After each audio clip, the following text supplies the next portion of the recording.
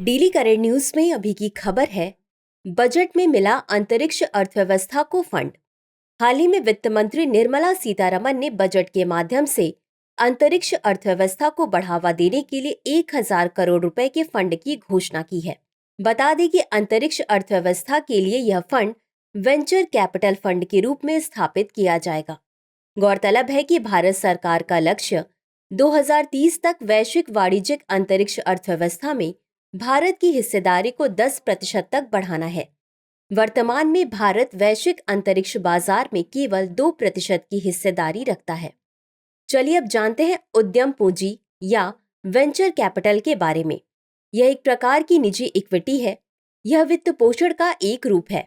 भारत सरकार ने वर्ष 1988 में भारत में वेंचर कैपिटल फंड के लिए दिशा निर्देशों की घोषणा की थी और सेबी का वेंचर कैपिटल फंड विनियम वर्ष 1996 में आया था।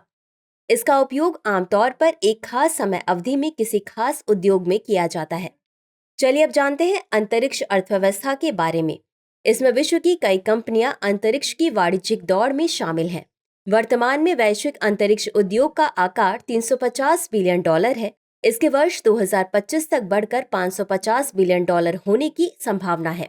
भारत का अंतरिक्ष उद्योग $7 बिलियन के आसपास है, जो वैश्विक बाजार का केवल 2% ही है। भारत में new space India limited ISRO की एक वाणिज्यिक शाखा है। चलिए अब अंत में देखते हैं आज के अभ्यास प्रश्न को। वेंचर कैपिटल फंड के बारे में निम्नलिखित कथनों पर विचार कीजिए। 1. यह एक प्रकार की सरकारी इक्विटी है। 2. भारत में वर्ष 1988 में वेंचर कैपिटल फंड के लिए दिशा निर्देश जारी किए गए थे। उपर्युक्त में से कौन सा या कौन से कथन सही है या सही है?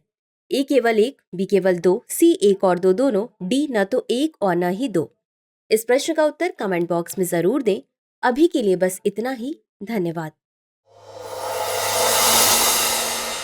डियर व्यूअर्स, अपने एग्जाम की तैयारी को और बेहतर करने के लिए हमारे चैनल को लाइक, शेयर और सब्सक्राइब करना न भूलें।